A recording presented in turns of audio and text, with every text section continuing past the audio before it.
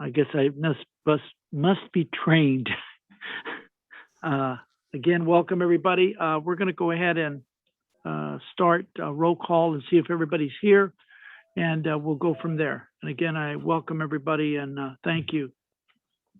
Good morning. Thank you, Manuel. As a quick housekeeping tip, if you are attending via Zoom as a CAC member, please accept the invitation for panelists so that we can hear you when you speak. Thank you. All right, Mr. Emmanuel Cunha. Here. Right. Mr. Chris McLaughlin. Here. Miss Casey Austin Tibbetts. Miss Mary Fast. Mr. Ron Ramsey. Here. Mr. Les Clark. Here. Miss Christine Zimmerman. Mr. John Sanders. I don't have the camera. No. Mr. Orchel Cryer. Mr. John Crump. Miss Laura Brown. Here. Thank you. Miss Kelly Deming. Here. Miss Arlene Taylor. Oh, thank you, Kelly. Sorry, I can't push buttons fast enough. No worries. Thank you. Miss Arlene Taylor. Miss Kalish Moreau. Miss Patricia Matthews. Well, all right, they will head there. Mr. Donald Horrell.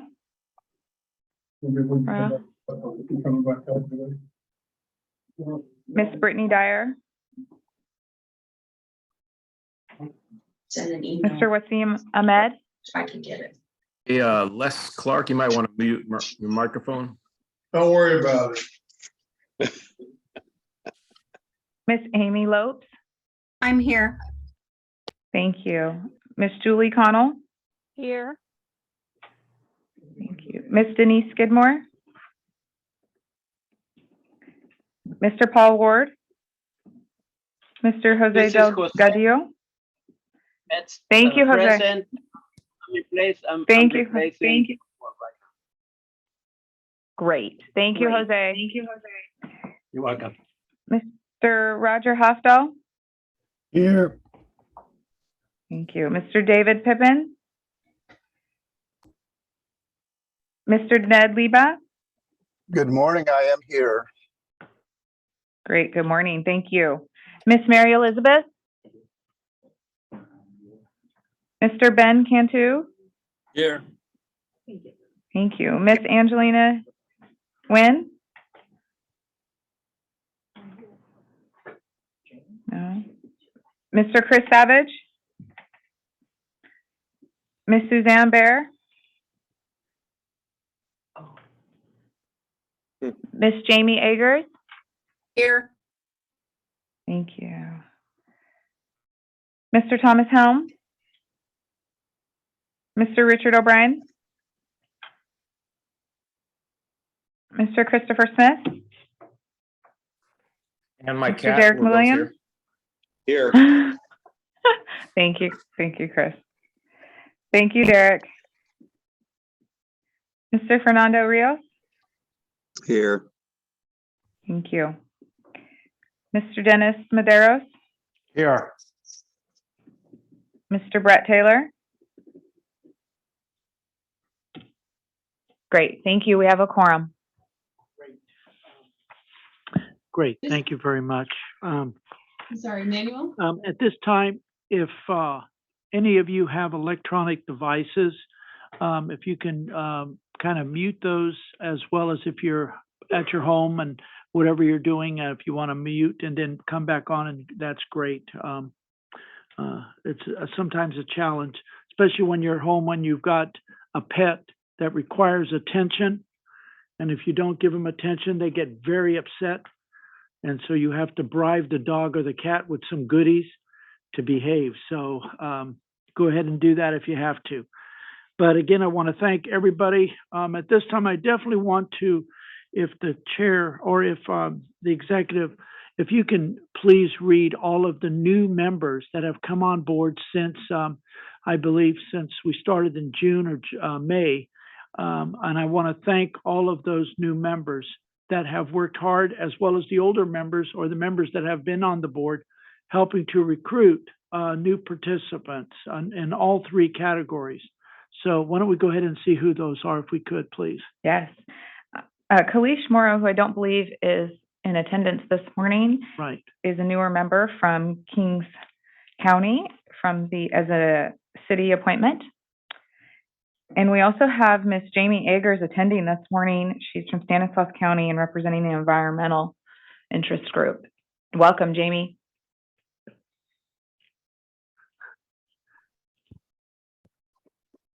Okay. And that's it. All right, great. At this time, there's one item coming from the chair that some of you have been hearing, and what we'll do in November, if it's fine with the members of the board, we'll have two items in November. The first item in November is going to be the CAC, what the CAC does and its work going back to the groups that you represent. What things do you need help with? So we're going to have about an hour meeting tied up around the CAC history or guidance and help and whatever you need to know as new members of what the CAC does and how it governs with the board.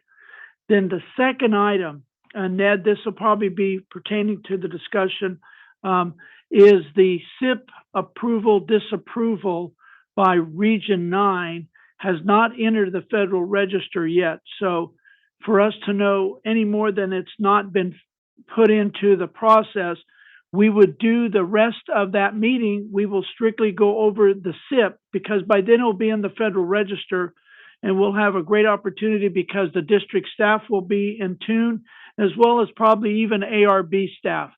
So that'll give us a real good opportunity to ask questions and find out what's going on in those things. So that's all we will do in November.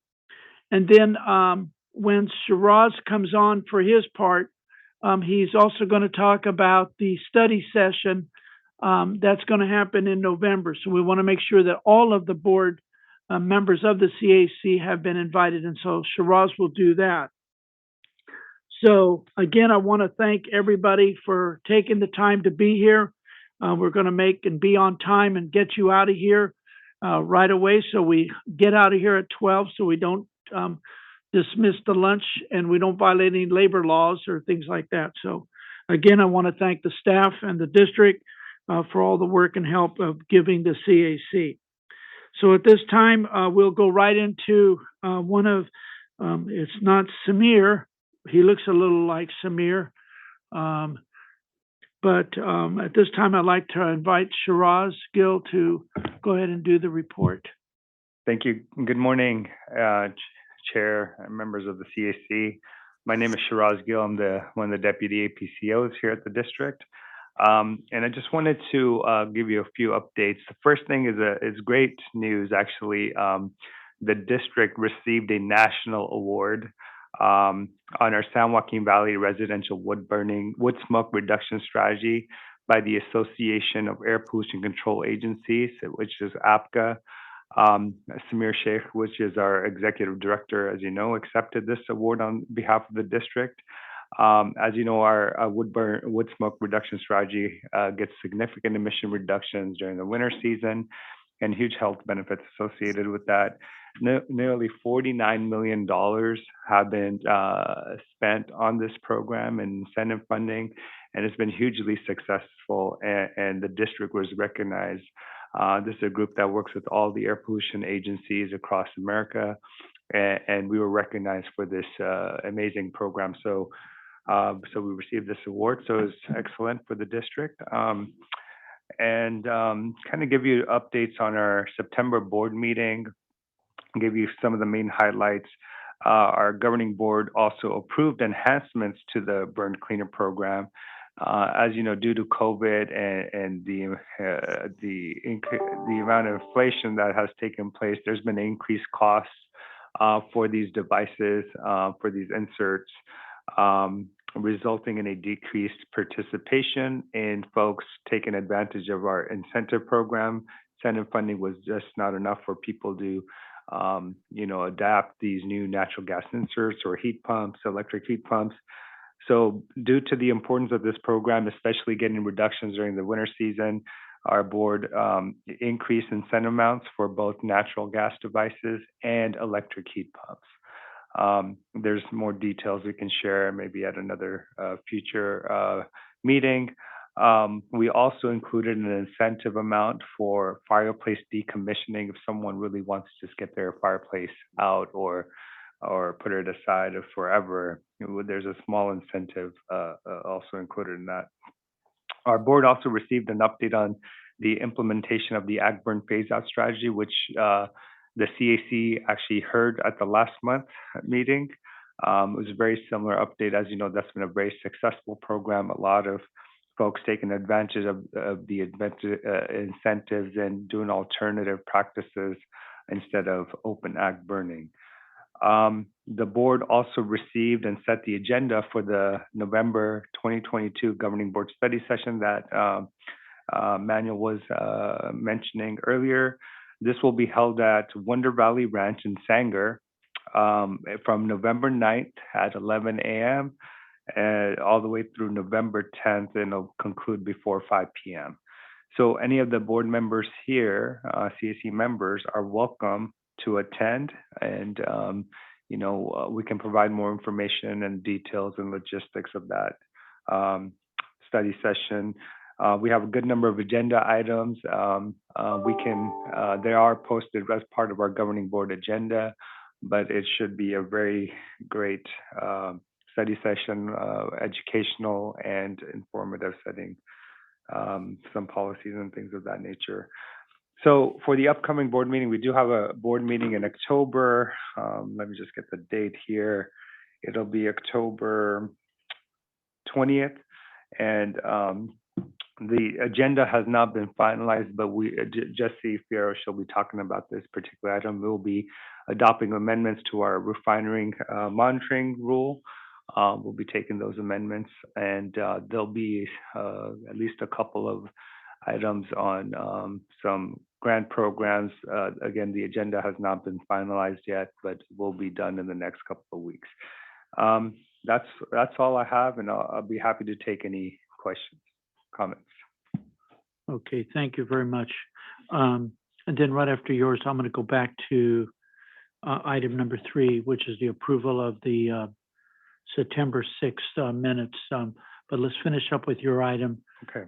Shiraz, and then we'll go back to that item.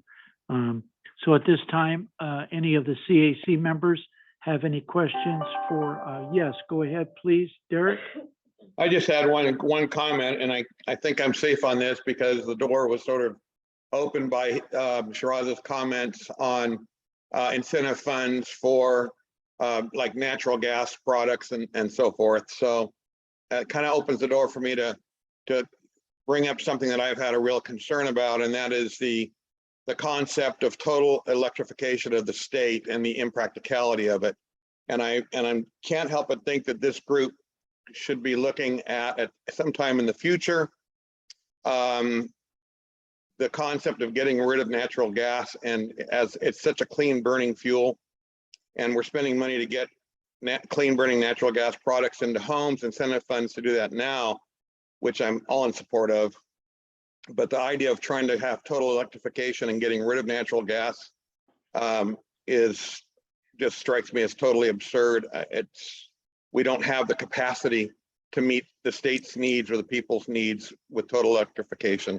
And I'm just wondering, at some point we could get that as an item for this group to look at, and then come up with a recommendation. If the group agreed, that we'd go to the board and ask them to push back against that on behalf of all of our constituents. I just want to get that in the record. Thank you. Okay, thank you very much. Shiraz, any comment or anything? Okay. No. Any other members of the CAC have questions for Shiraz? Either by Zoom or we have no one by phone? We don't have any comments right now. Okay, Thank you. all right. Is there any comments by the public in the north? No comments online in the north or south. Okay, or so we're good. Fresno. So we are good. Thank you, Okay, Manuel. great, thank you. Okay, Shiraz, I think the award says a lot for this valley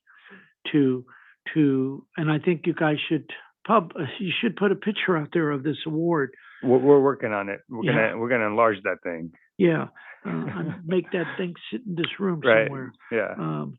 But probably right next to that other major reduction chart. But that's an award by all of the staff and the board for their commitment of funding and all that. I mean, that just says a lot.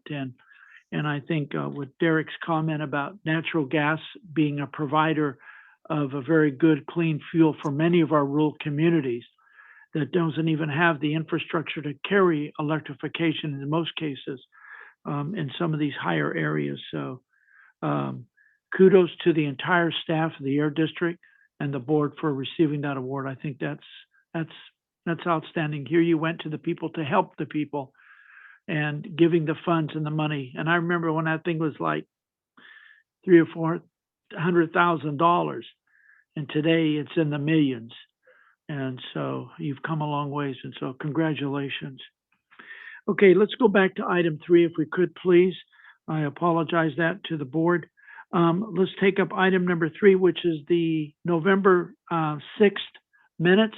If there's any correction or changes from the members of the board, and if not, I'll go to the public. Go ahead, please. Is somebody having a comment from the board? Through the Okay. chair, Yes, please, go ahead. through the chair, this is Jamie Yeagers from Stanislaus County. I just have a procedural question. Should I refrain from or abstain from voting on the minutes since I wasn't part of the CAC at that point? Yes, you can. That would be fine. Okay, thank That'd you. be fine. Then that way you're safe and nobody can try to say something or whatever. This way you're in good shape, good hands. Okay. Okay. So we are going to go to the public to see if there's any changes. There's nothing in the public for both the north, south, or central? No public comment. Thank you. Okay, great. All right, at this I have time, a board comment from Jose, I believe, though, there is a comment from Jose. and Derek. Okay. Okay, go ahead, Jose. I would just like to make a motion to approve the minutes as presented. Okay, great, great. We'll take that. Is there, in most cases, the chair can go ahead and approve unanimous decision. If the board there's no changes, then we'll just go ahead and accept that as with your approval, Jose. So we'll go ahead with that approval. So the minutes have been approved as is for September 6th by Jose even. Okay, great, super. Okay, let's go to item number 7. Mr. Chair, Jesse? Mr. Derek Chair, has his hand up. Yes, please. I don't think we've had item number 4, public comments. Oh, boy, you're absolutely correct. I agree. Right when I started introducing the members, I lost track of so thank you very much. Appreciate it. Why don't we go back to item number 4 then, which will be public comment. This time, this is for the public to ask questions or items that are not on the agenda. So why don't we go with the north? Is there any public comment in the north? No public comments in the north In or the- in the south. On the south, how about the central? No public comments in central or online. Online. Okay, great. Okay, so we'll move off of item 4, being that there is no public comment. And let's go to item number 7. Jesse, now I'm on track, I believe. I think Awesome. I'm safe. All right, great. You're just keeping us on our toes, so we pay attention. I love it. Good morning, everyone. I am Jessie Fierro. I am the Director of Air Quality Planning here at the district, and I'm here to give my usual updates. I do these every month. You have a document in your packet that gives you a summary of everything going on as of when we publish this in terms of our state implementation plans, as well as our regulations. And so maybe if we do like an overview type item next month, I can tell you a little bit more about those processes in case you're not already familiar with them. But today I'm just going to stay with my usual high level overview. I'm not going to read this to you, but I'm going to hit a few highlights. I'm going to jump in to page 2 then to talk a little bit about what's going on in the world of ozone. Yesterday in the Federal Register, EPA disapproved some contingency measures from one of our older ozone plans. There's not an update for you on this item in this packet because it just happened yesterday. Contingency measures are challenging for us in many plans. I've talked to you about that before. I'm sure I will do it again. I did want to make you aware of the action and just let you know, confirm that we are reviewing it and reviewing our options for addressing that requirement so we can prevent any sanctions from kicking in at the end of the sanctions clocks. But in better news, we're actively working on our SIP for the 2015 8-hour ozone plan. We've made a lot of progress over the past few weeks, and I'm optimistic that we will be able to post a workshop notice and hopefully some chapters in the next few weeks. So sometime in October, when I come back to you in November, I'll be able to tell you more about that. It's coming together, and we are still aiming to have that plan adopted in 2022. And so do be on the lookout for additional information on that action if you are interested in our 2022 ozone plan. I'm going to go now to the rules and hit a couple things in our rule docket. We are currently working on Rule 2201, which is our new source review rule. We had a workshop back in June, and it's looking like the next workshop for that will be late October, and that is an update relative to what you have in your packet. So I believe the date they're looking at is October 27th. It's not even listed on our webpage yet, though. So if you're interested in NSR, please check our workshops page to attend the NSR workshop. The district is continuing to look at rules for leak detection and repair from the oil and gas industry. We call those the LDAR rules. We're still working on those. We had our last workshop back in March, and we're still chugging away at the technical details of that item. Hope to have more action on that item before the end of the calendar year. Conservation management practices is also on our list. We've been looking at all the technical issues involved with conservation management practices, consistent with our commitment for the 2018 PM 2.5 plan to see if there's any emissions reductions we can get to satisfy that SIP commitment. So that is still in progress. I don't have any workshop dates for that one yet, but hopefully we will probably when I come back next month. But perhaps most importantly is Rule 4460. This is petroleum refinery fence line error monitoring. This is a rule that already exists, and we are in the process of amending it. In fact, we are taking it to our board for hopefully they will approve the amendments at our October board hearing, and that October board hearing is on October 20th of this month. So that is coming up. It was going to go before the board in September, but that item was continued. So that concludes my updates on our rules and plans. Thank you very much, Jessie. At this time, I'll open it up to members of the CAC. If you have any questions of Jessie on her update. In the north, we'll see anybody. Yes, go ahead. Can I speak, Mr. Kuna? Yes. Oh, And you- please.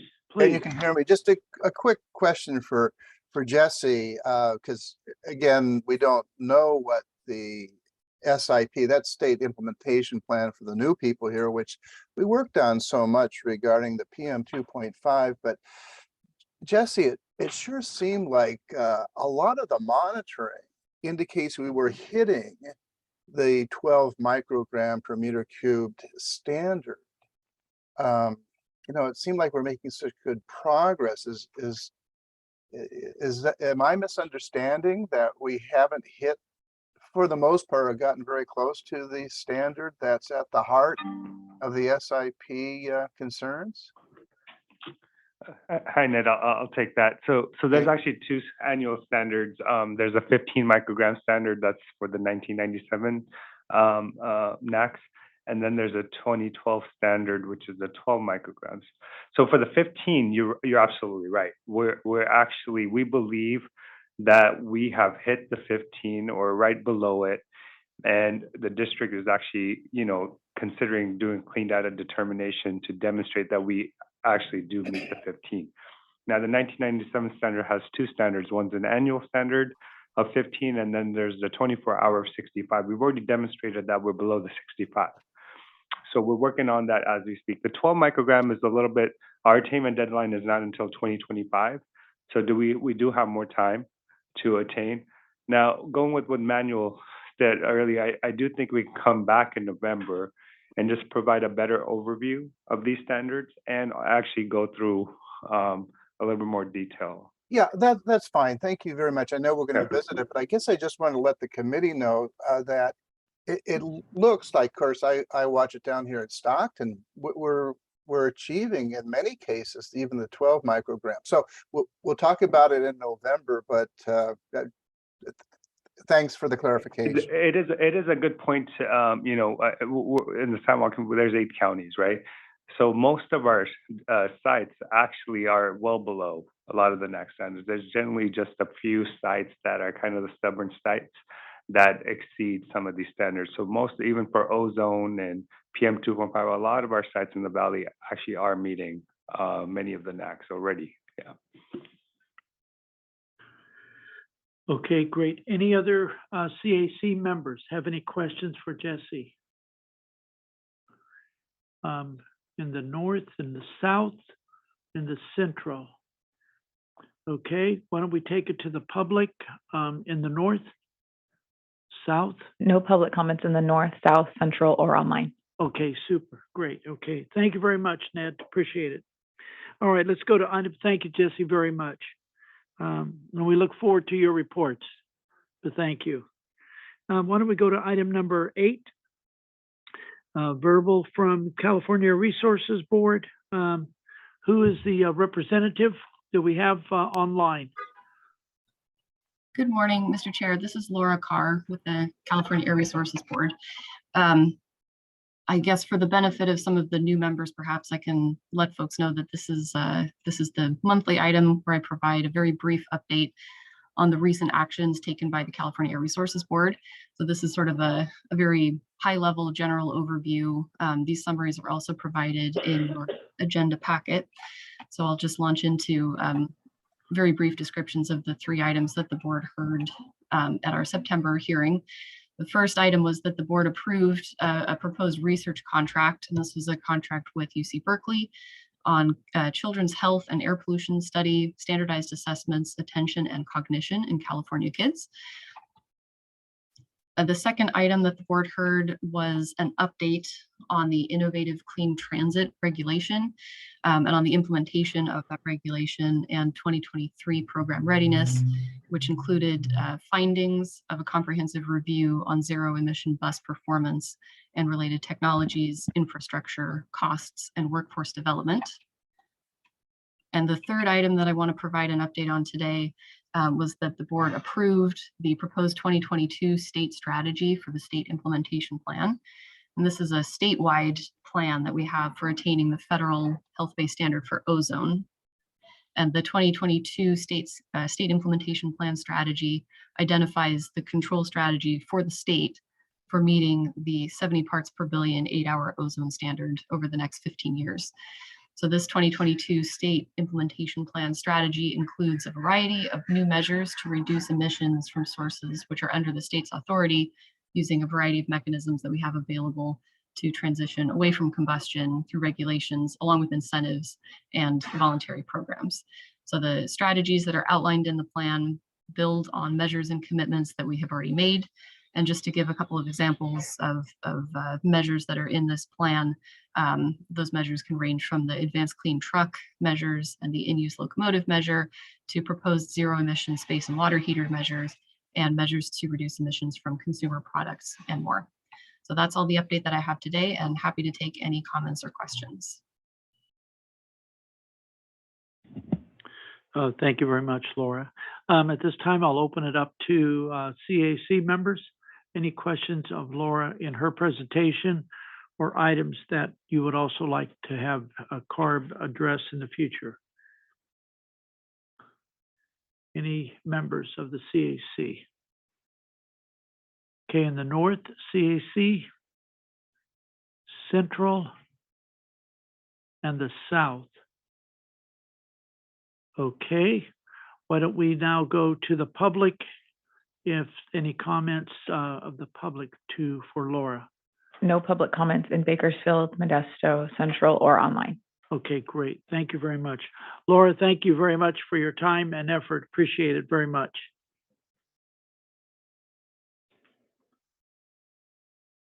Okay, let's go to item number 9, the Advanced Clean Cars Regulation 2.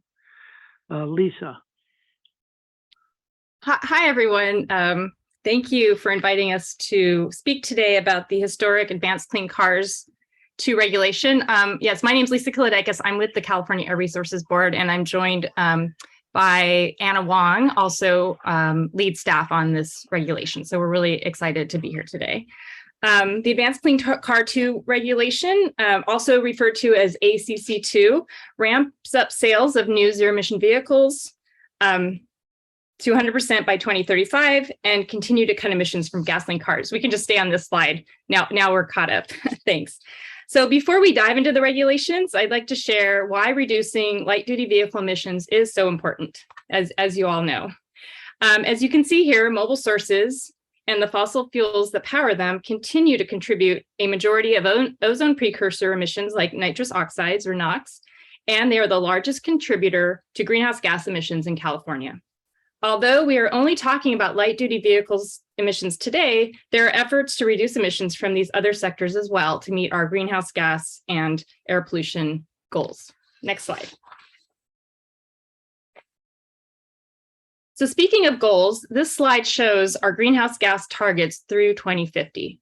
California is on a path to significantly cut climate change emissions over the next 30 years. You can see we have a huge journey ahead of us, but cutting emissions from transportation is significant.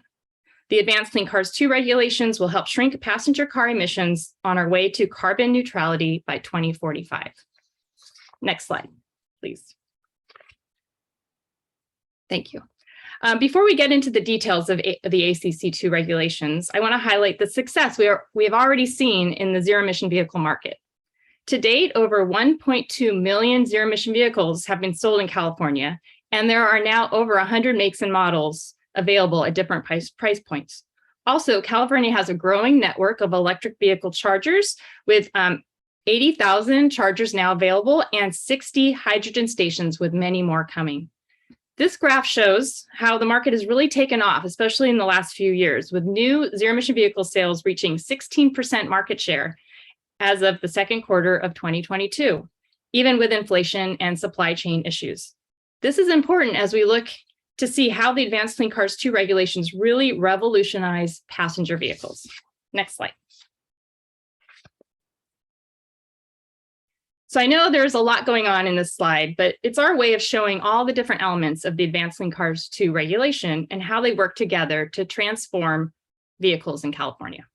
First, ACC2 maximizes the sales of zero-emission vehicles by creating higher sales requirements for these cars from 2026 to 2035.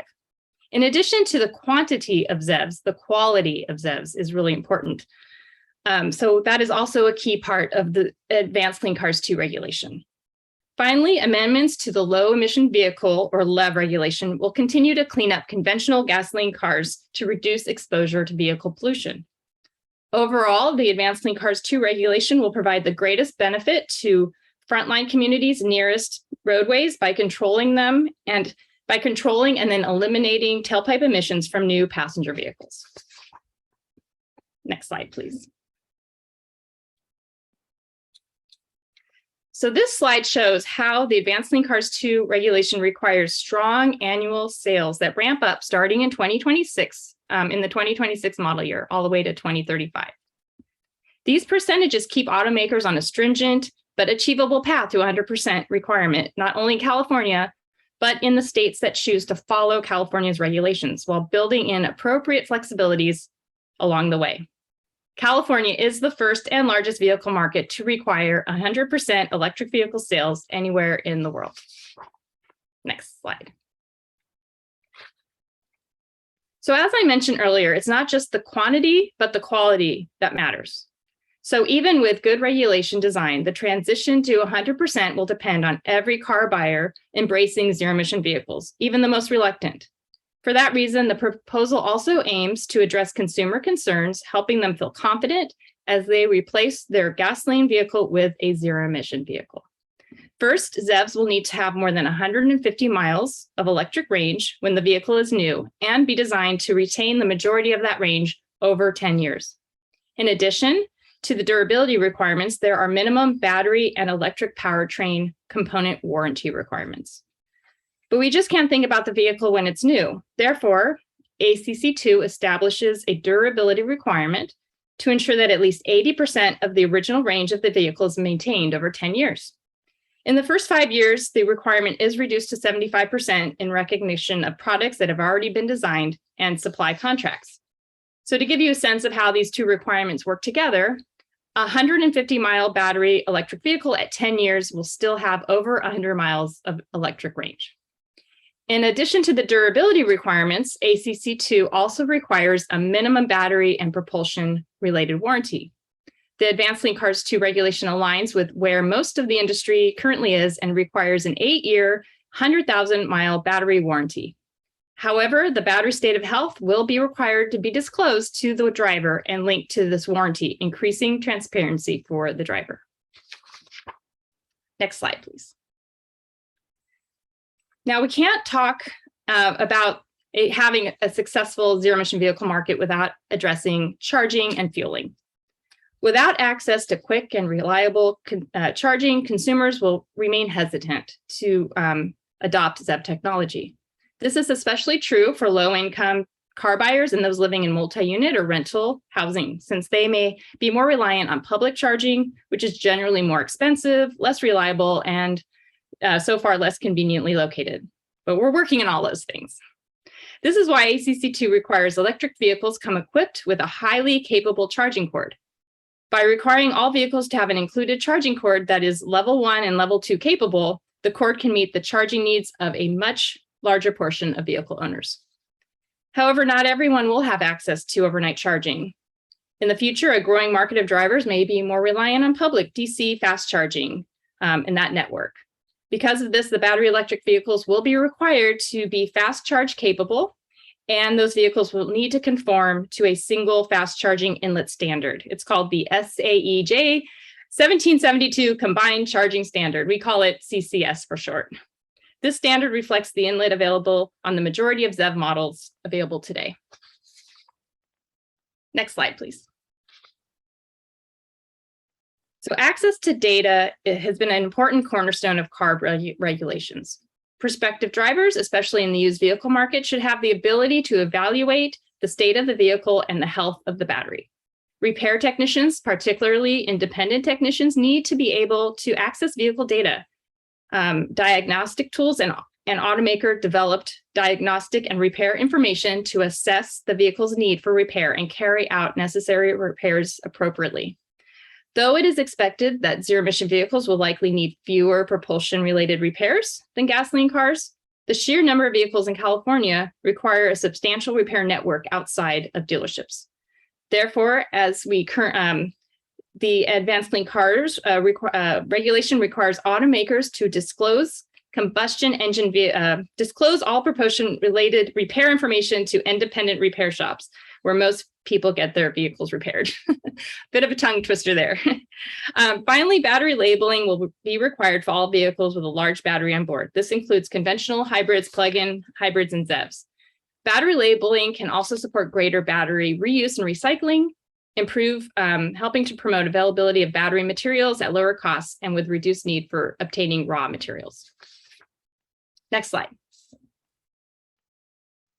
So finally, in light of the 100% standard by 2035, CARB believes that plug-in hybrids will still play a role in developing the ZEV market.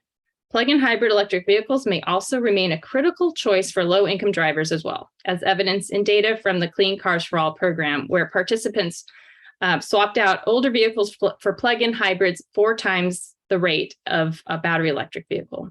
However, greenhouse gas reduction targets and ambient air quality standards require Carb to balance the risks and emissions from gasoline usage in plug-in hybrid vehicles. Therefore, ACC2 requires a minimum of a 50-mile range, electric range on plug-in hybrid electric vehicles, with a short phase out of plug-in hybrid electric vehicles with less than 50-mile range in the first few years. To ensure consumers can drive their daily commute on electric, in addition, the regulations will allow automakers to meet no more than 20% of their requirement using PHEVs or plug-in hybrids. Next slide. Now, after we've talked a lot about the requirements, we also included some flexibilities in the ACC2 to really help bring these cars into all communities of California. So overall, ACC2 decreases emissions in all communities, but most of all to those burdened by roadway pollution. In addition to strengthening the benefits of the regulations on frontline communities, ACC2 includes these environmental justice values to encourage automaker actions that support the use of ZEVs in low-income or disadvantaged communities and households. So they can do this by selling new zero-emission vehicles or plug-in hybrids at a 25% discount to qualifying community-based clean mobility programs. Also, they can offer low-priced vehicles in the first few years of the regulation to increase affordability, affordable access to ZEVs and PHEVs. And they can also, we're looking to have them increase the supply of off-lease or used ZEVs and PHEVs to dealerships participating in Carb's financial assistance programs, meaning the Clean Cars for All and the financing assistance for lower income program. So the intent of these EJ values is to encourage manufacturers to engage in the equitable transition to ZEVs by partnering with ongoing programs tailored for priority populations and communities and low-income individuals. Next slide. So the Advanced Clean Cars regulations are critical to meeting California's public health and climate goals and meeting the state and federal air quality standards. Building upon the last 30 years of light-duty regulations, this proposal, or Advanced Clean Cars, results in a reduction of 50% in greenhouse gas emissions by 2040 and a 25% reduction in smog-forming emissions by 2037. And while the requirements apply to new vehicles and used vehicle markets will benefit from this transition. This translates into billions of dollars in avoided health impacts, all while consumers transition into better built ZEVs and spend less money to get where they need to go. It has never been in greater importance to move forward on the Advanced Clean Cars regulation for consumers in California and to save them money and to reduce the climate change, harmful effects of climate change. So just a few more slides here. We're almost done. Just a few things on the pathway to success. The regulation alone won't get us to a successful ZEV market. It will take a suite of policies, regulations, and programs by all California agencies, private industry, nonprofits, and more to support the transition. The transition to zero-emission transportation is well supported by the recently approved California state budget, which includes $10 billion over the next 3 years for investments in zero-emission vehicle uptake, as well as clean mobility options for California's most environmentally and economically burdened communities. Also, the proposed 2022-23 funding plan is looking at increasing incentive amounts for those that need the most to purchase or lease a ZEV. Staff will be taking that proposed plan to the board in November. Carb continues to work with the California Energy Commission and other state agencies to ensure that infrastructure needed to fuel and charge these cars is expanding and reliable. And lastly, the recent passing of the Infrastructure Investment Jobs Act, which is funding electric vehicle infrastructure, and the Federal Inflation Reduction Act, which will provide both new and used vehicle incentives, further supports California and the other states' actions as we look to adopt further ZEV technology in the future. So the next slide is just for more information about the Advanced Clean Cars 2 program. And a link to our recent frequently asked questions document that we posted online. And then if you're just looking to see what cars are available and incentives, we have some ZEV clean car shopping tools at Drive Clean and Electric for All. So I just included some links there. Just want to see what's out there if you're looking at the ZEV market. So with that, I just want to thank you for the opportunity to talk to you today. And please, if you have any other questions that we don't cover today, please feel free to email myself or Anna and to talk further about the regulations and the ZEV program. So it looks like that's enough for my voice as well. So Anna is going to join me as well to answer any questions you have in the next few minutes. Great. Thank you very much, Lisa. Appreciate it. At this time, why don't we open it up to the CAC members?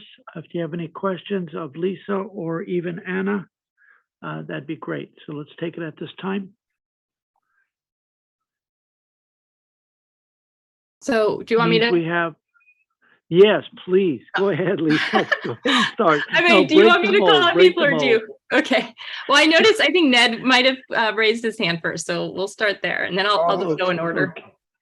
Can you hear me? It's always, I'm the token accountant on this committee, so I always get to ask the questions. I was involved in the Climate Action Plan for the city of Stockton, and we had the Global Warming Solution Act, which meant that every alternative for reducing emissions of greenhouse gases had to be priced per metric ton.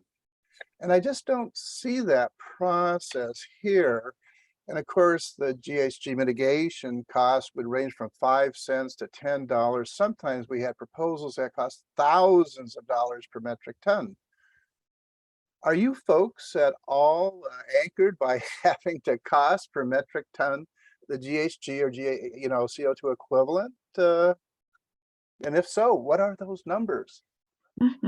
Well, we'll have to pull them up, but yes, we have to do everything that we do is, guided by the legislature and the rules that they put around CARB for adopting rules. So it has to be maximally technology feasible and cost effective, just like what you're talking about.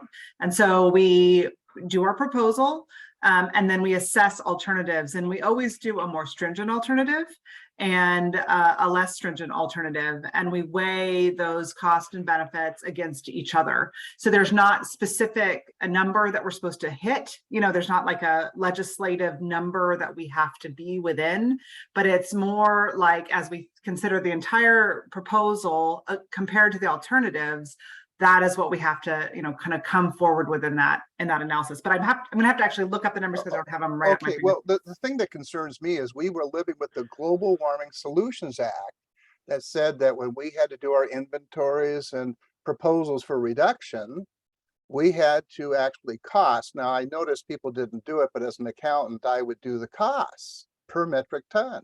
Mm-hmm. And I'm a representative of the Sierra Club, and I think they applauded my efforts because we could get more reduction from some alternatives than others. If you can get a reduction in CO2 or CO2 equivalent at $5 per metric ton, you don't want the $20,000 per metric ton.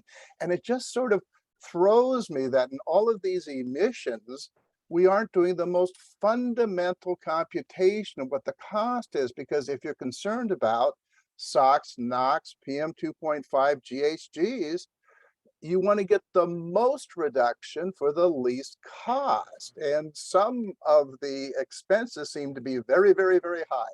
So anyway, I do think that this committee, as well as people who are genuinely interested in improving the environment and health, they should insist on these types of costing.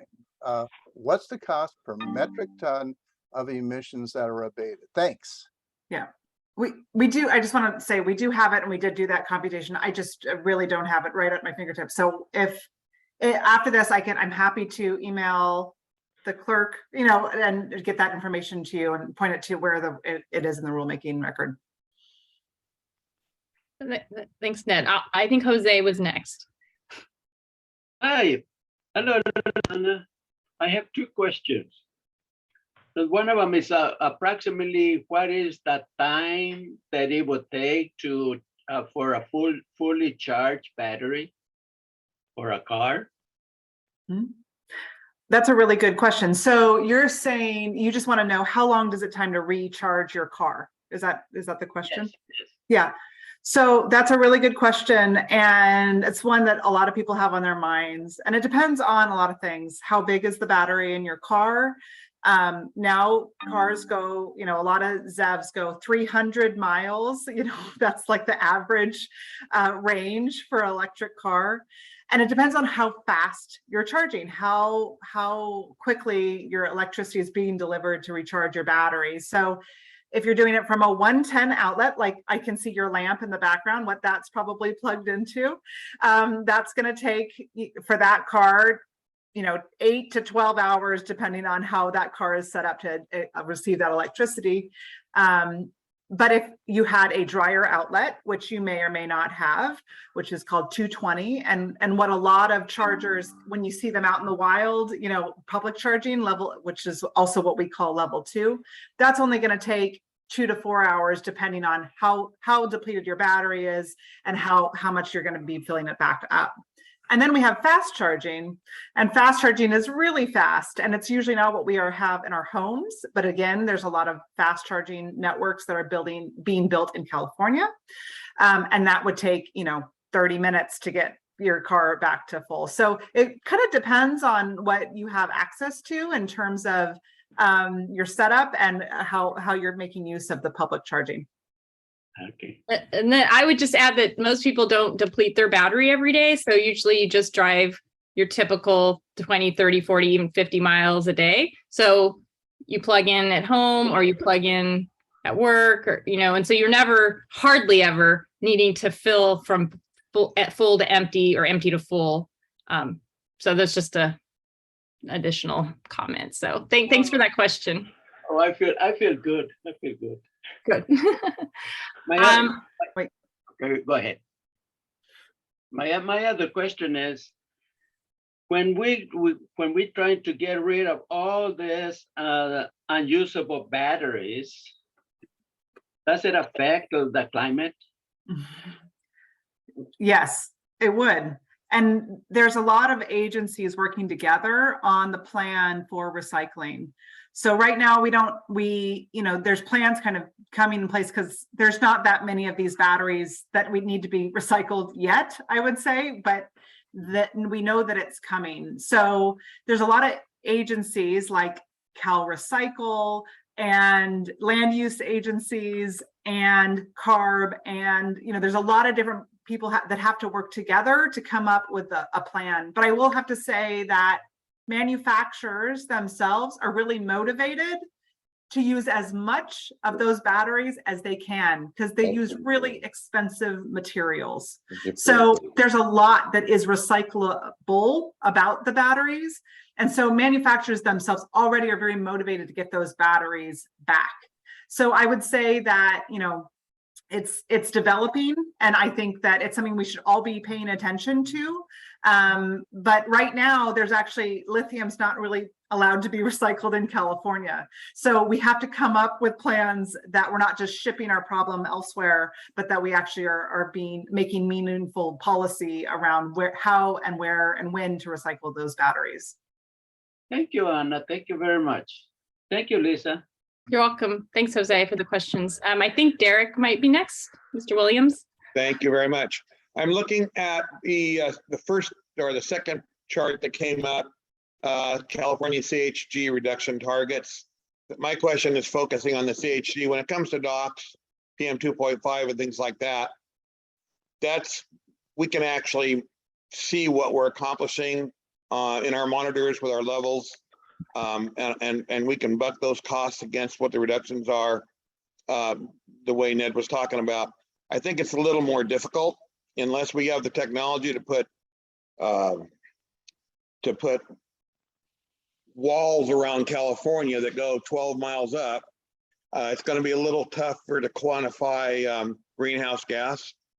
So my question is, looking at this chart, as we look at the cost to convert, as we look at the targeting to head towards carbon neutrality, let's just say you hit carbon neutrality on the production of greenhouse gases.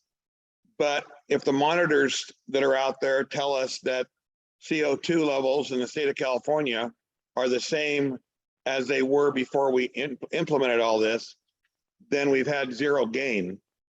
Because it's a big planet and everybody else is still producing and probably will be for generations. So when do we say, we're not getting anywhere on this? We need to look at other issues. Yeah.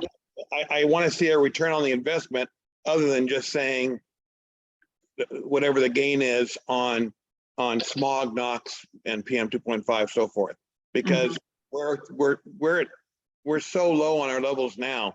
As populations have doubled and tripled, we're still back to 1990 levels in those areas.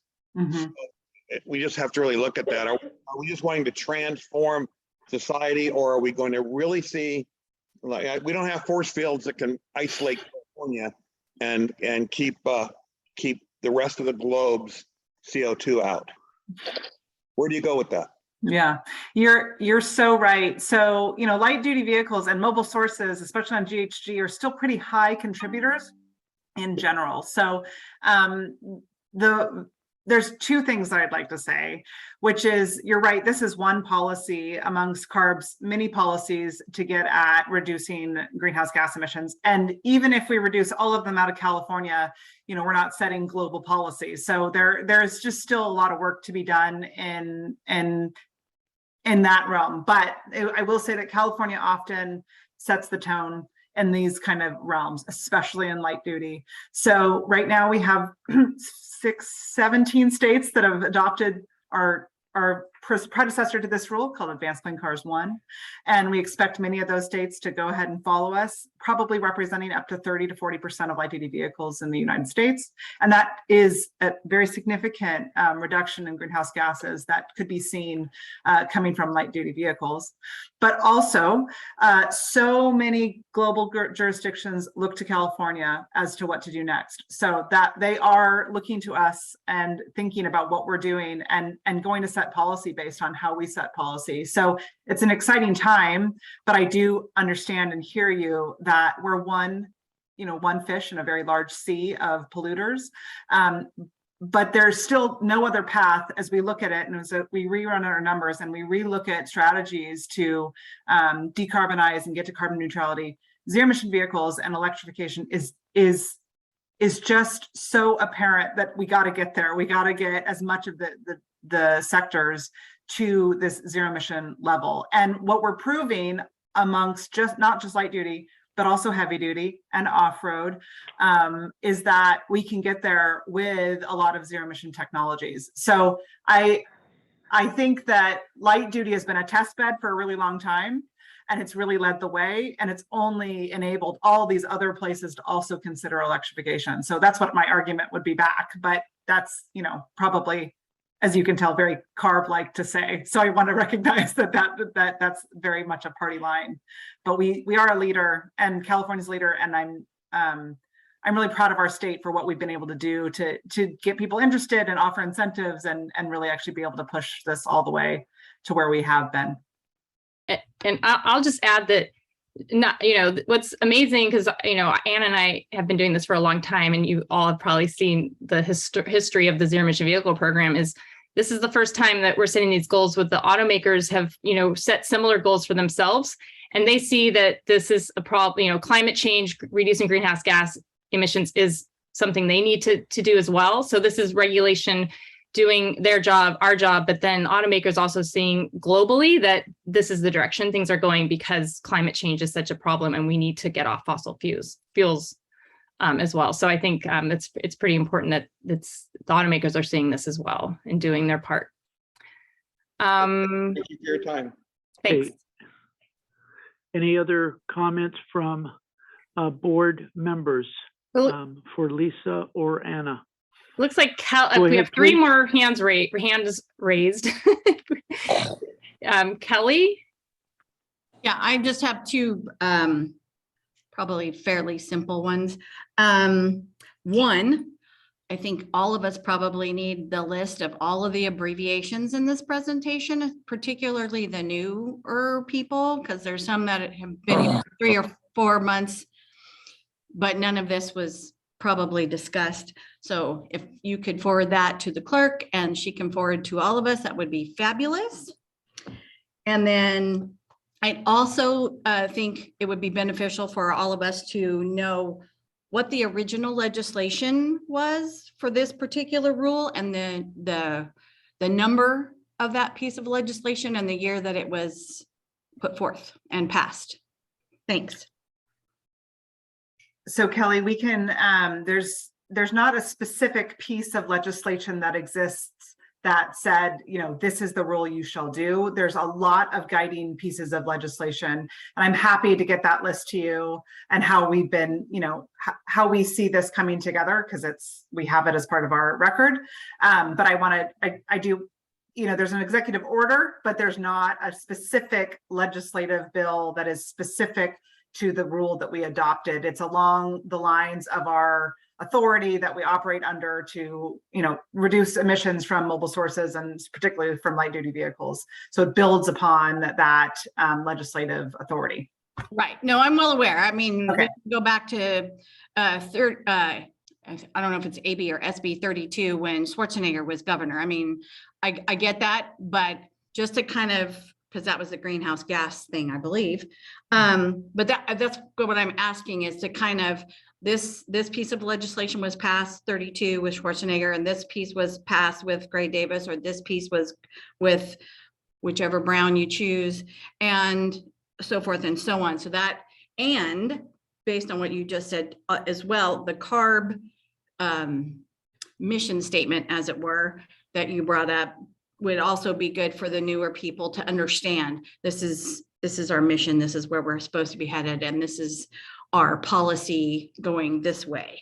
So that's all I'm asking, is just for some background information, just to kind of, if you do it all, we're going to be here for weeks. But just a simple listing of these were the things that were passed, kind of a short outline, and go from there. Thank you for being patient with me. Sorry, Manuel. We're good. Please go ahead. Looks Who like else Mayor Ramsey. Yes, okay. Mine's a real quick question. I'm new to this. This is my first meeting today. We have Mary Fast from Ridley does this normally, but are they going to make cars that are self-propelled? I mean, like an alternator, you know, like we have in our regular cars now, where it makes electricity. It seems like that would help us a lot more to take it off the grids. You know, we wouldn't have the grid problem. Mm-hmm. Yeah, that's interesting. Like that, or is it just not? There's not a technology yet that exists today that's like that, but it's not limited to not that. So what the rule does is it sets a zero emission standard. So it just says you have to have no tailpipe emissions out of your car. So if there's any technology out there that comes into being that can meet that standard, then that is allowed. There's no technologies that are banned at this point. There's just nothing that manufacturers have announced that is like that yet on the market today. So that's okay. Thank you. no problem. Then it looks like John and then Dennis. So John.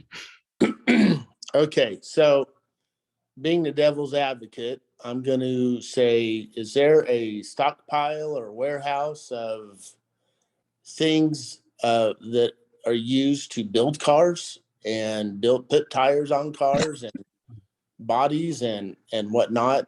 Because at the rate the fossil fuels are supposed to no longer be produced, it works for me because I'll retire, but it won't work for the rest of California. But how are they going to keep building cars if you don't have fossil fuels, or how are we going to do the other things?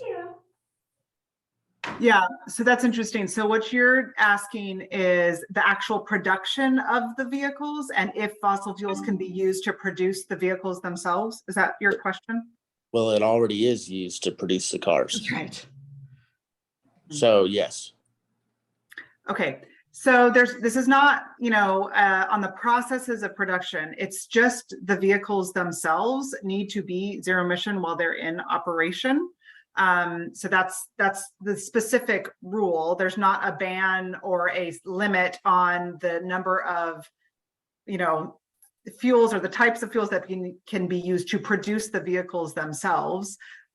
And on top of that, most vehicles are not produced in the state of California. So that's more like a national policy. So I don't know if that's answering your question, but it's not, it just, the rule is about the vehicles themselves not running on those fossil fuels, because there's no car that runs on fossil fuels that could meet a zero emission standard that is in existence today. Thank you. Okay. Okay, Dennis, and then we'll hand it back over to the chair. What have you obviously you've given consideration as it relates to the transition.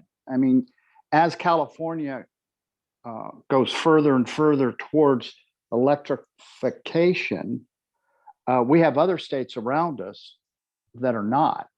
And eventually we'll get to the point to where I would assume gas stations and support for gasoline cars will become a thing of the past. What's the effect, or have you given consideration to the effect it will have on interstate commerce when we have now vehicles that won't be able to come into California because they have no place to fill their vehicle up with gas or diesel or other fuels? We are then at a point, I would assume, where we're on an island and we no longer have interstate commerce issues. And how do you deal with the constitutional aspect that specifically indicates that states can't pass laws that affect interstate commerce? Mm-hmm. And are you worried about eventually what might happen at a Supreme Court level if it gets to that because of what it does to interstate commerce? Mm-hmm. So I can give you what my lawyers would probably want to say, but first let's just talk about the issue of gasoline will be around for a very long time, even for light duty vehicles, because it's going to take a very long time for the oldest gasoline vehicles on the road to phase out, stop working. So let's just be realistic about the fact that gasoline will still be around for a long time, unless there's some other rule that is passed, because this rule does not ban on-road vehicles in any way. It's just new vehicles sold. If I can interject, they'll be around if it's profitable. If it's not profitable, if it's at a point, they're not just going to continue just because there are vehicles out there. They'll continue if it's profitable. Right. So there still will be, and there will also be plug-in hybrids. Plug-in hybrids run on, partly gasoline vehicles. So there's not this rule, we don't foresee all gasoline stations being phased out as well by a certain time. We know that more than likely demand will go down over time, and that is modeled within the macroeconomic analysis that we've done for the rulemaking.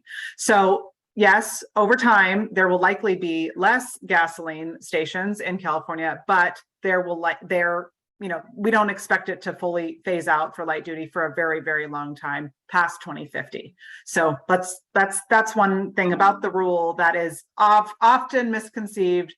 We're not going to take away on-road vehicles from people that are driving gasoline vehicles. In terms of the other states around us, they happen to all actually have adopted or Advanced Clean Cars 1 and will likely follow on with Advanced Clean Cars 2. But let's pretend that doesn't happen, or that this is a California state regulation, and it's a regulation for our state. So we understand that there's dealer trades, and this happens across state lines. All that we can do is set regulations for our state, and that is what we have done. So this is still based on the number of vehicles that are delivered for sale in California, and we do not see this as violating any interstate commerce laws, even though I know there's a lot of states challenging our right to do anything, including set our own standards. But the Clean Air Act has made it very clear that we can do this, and we will continue to do this because we have air quality problems that are affecting Californians. So we'll continue to do everything maximally feasible and cost effective to set those regulations. Thank you. very last comment, just because you need an accountant to kind of mix the pot here a little bit. Of course, we have this West Virginia case that maybe we'll talk about later, which might be interesting at some point in terms of what can and can't be done. But I think for the CAC and all these regulatory bodies, I want to recite, my beloved alma mater is the University of California, Berkeley. I attended the Environmental, Social, and Governance conference there. And I suggested to the people at that conference that they should do what we did with the Climate Action Plan, not only cost per metric ton abatement, but show the percentage of local, state, national, and worldwide percentage. And I think in addition to costing things, so when you talk about, a half a gig of carbon emissions being tied up in, let's say, moving from fossil to electric, I think you should also show how much is that of the national emissions, how much of that is the world emissions, because it's about 1% or so. And that doesn't take into consider natural. I mean, this was the argument. As you understand, the SEC is considering having ESG reporting. And at this conference, I recited what I did here. In the Stockton Climate Action Plan, we listed what were the costs of the different alternatives, and we also listed what is the percent savings to county, state, national, and world emissions. And we should do that not only for GHGs, we should do it for SOx and NOx and PM 2.5. So just don't ponder those things. Thank you very much. Thank you. Thank you. So I guess turn it back over to the chair. Thank you. Oh, all right. Thank you, ladies, very much. I think we had a very positive discussion, as well as to know that fuel is going to be around for a while. And if PG&E, Edison, and any other power grid that makes power is going to have the power for everybody, especially in rural communities, when we do have registered with DMV, and I wouldn't hold this to DMV's numbers, but this is what they tell you, there's about 23 million licensed people in California with a license. It doesn't mean they all drive. They could. I don't know where they're going, but they're going somewhere. And I do know they're eating food, because everybody looks pretty healthy that's even on this screen. And everybody at Carb is very healthy. They're not just eating pine nuts. That just won't survive your diet, or computer chips. So again, ladies, thank you very, very much. We look forward to some of the things that the members have asked. If you can forward those to the chair or the assistant to the board, that would be great. And we look forward for this dialogue to continue. Electric cars are there, but also fuel cars are there. And when we don't have power, we still have fuel. So either it's going to be driven by a horse, or it's going to be driven by an engine. So either way. Again, thank you, ladies, very much. Thank you. Okay, let's go to the, okay, great, thank you. Let's go to the public to see if there's any questions of the public for the young ladies from Carb. No public comment from North, South, Central, or online. Okay, great. Thank you. Thank you again, ladies, Lisa and Anna and everybody. Appreciate your time. We look forward to the correspondence. Thank you. Let's go to item number 10. Carb on the research priorities. And who's going to be going over that? So that'll be me, Elizabeth Shealy. I'm the research chief at Carb, and Dr. Sonia Collier will go over the second part of it. So would you like me to start? Okay, great. Yes, please go ahead. Thank you. Great, thanks. And thank you for the opportunity to talk about our research program, as well as the ongoing projects and our process for coming up with new projects and our priorities, our draft priorities for this coming year. So just a little bit of background. In 1971, the legislature created the board's research program, and what they created it for was to support our goals by providing the scientific foundation for effective air pollution control. So the program encompasses all aspects of air pollution and plays an important role in meeting the challenges of increasingly stringent federal air quality standards and long-term climate goals. And it serves as a foundation for effective regulatory decisions. So the research program priorities are also responsive to emerging topics and aim to advance measuring and monitoring methods and improve health outcomes. Research projects and topics are identified based on both program needs, emerging issues, and public input, which we're hoping to gather from y'all today. We develop program priorities into research projects that can be completed through in-house research, contracted research projects that are funded each fiscal year, and through collaborative research efforts with other state and federal agencies and institutions. Next slide, please. So as I stated, the program encompasses all aspects of air pollution and covers a wide variety of interrelated topic areas. The health research program focuses on how Carb can quantify and communicate health benefits for both indoor and outdoor air. The EJ part focuses on how Carb develops and tracks metrics to evaluate changes in health over time and at the community level. Under economics, an overarching concern is how do we equitably accelerate the transition to zero emissions? And in air quality, we ask things like, what are the priorities to understand pollutant exceedances and what mitigation strategies can be developed? And in support of Carb's climate goals, our research aims to support carbon neutrality goals. Next slide.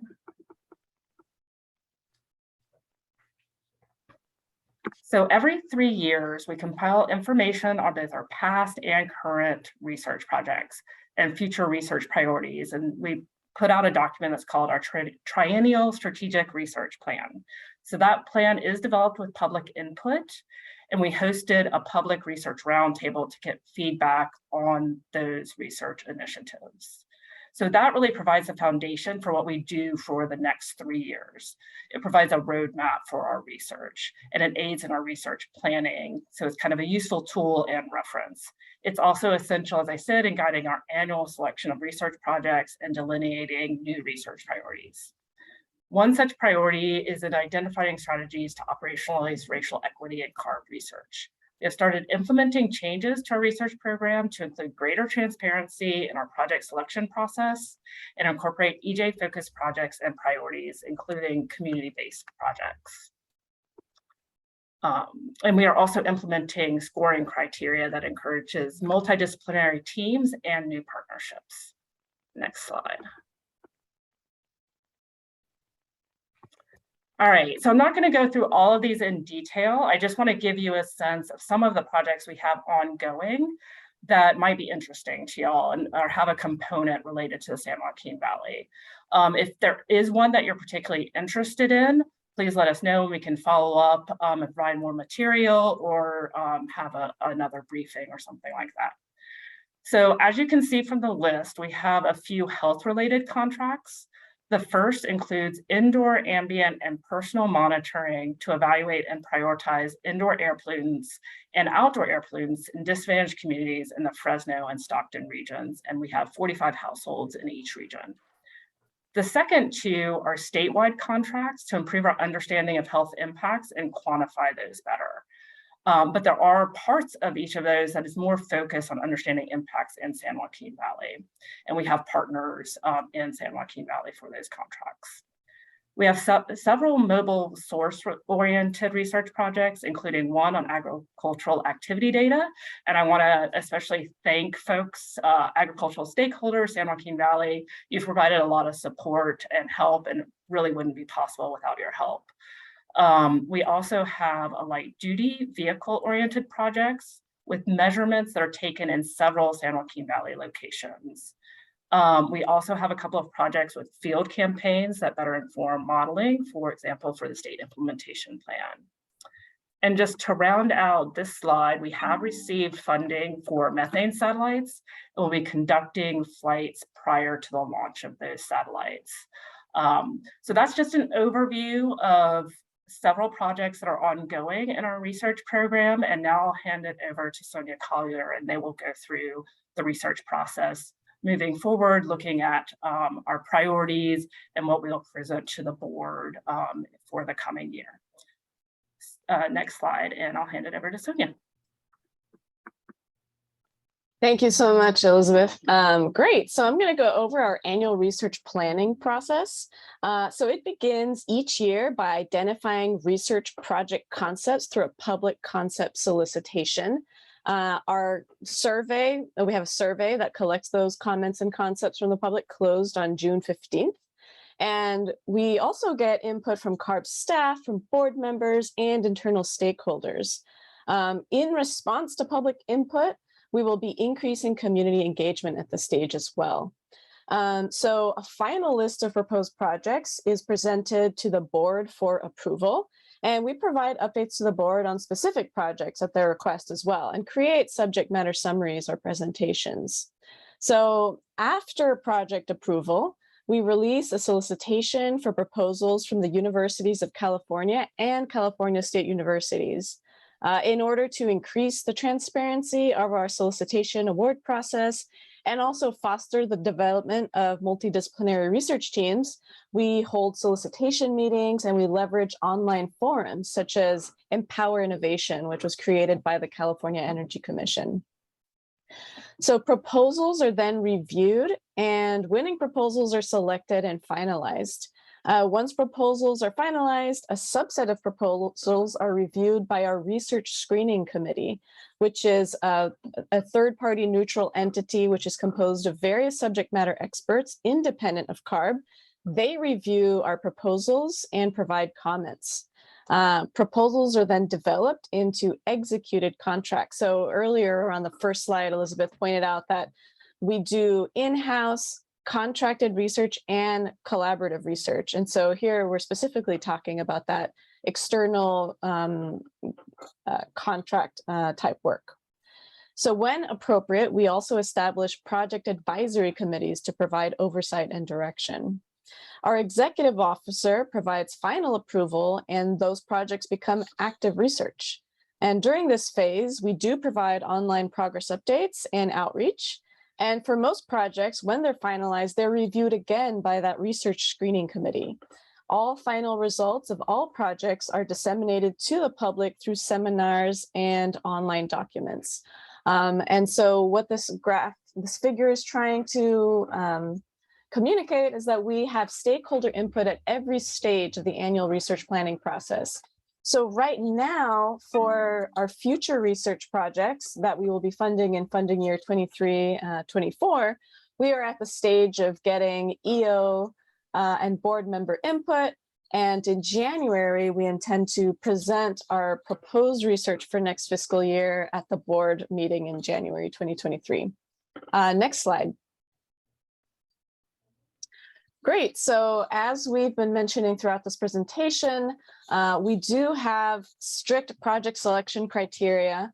We do have a limited budget, so we need to have the best projects possible that really meet our needs and the state's needs.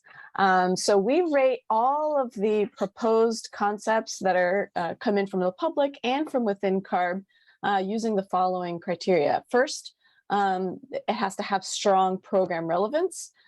Results should be easily integrated into our program work and be policy relevant. We also ask whether it is research by the statutory definition of research. So per the Health and Safety Code, Carb has to present research contracts to the Research Screening Committee and to the board for their approval. And so the research division at Carb has to perform research. And so we ask, is the project novel and does it push the science? Does it address a research gap?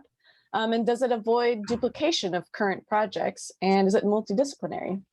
In addition, projects should address long-term anticipated challenges and be appropriate for the timeline. If results are needed much faster than we can provide them, then we likely don't fund them through the research program. Projects should also be cost effective and ideally leverage existing efforts. That's why we work with other state agencies, especially if they're doing similar or related research. And of course, the research should be technically viable. We also always apply an equity lens to our research program and consider whether a project needs community engagement or strong equity focus. Next slide, please. Great, so we're going to be presenting next a list of tentative projects.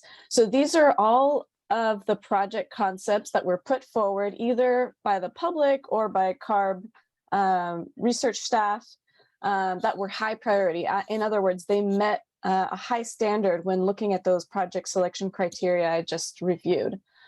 Input at the stage is really critical. The total cost of projects being considered for fiscal year 23-24 is around $9 million. But currently, and usually, we only have a budget of about $4 million each year. Next slide, please. Great, so we're going to go over all of the proposed projects by category.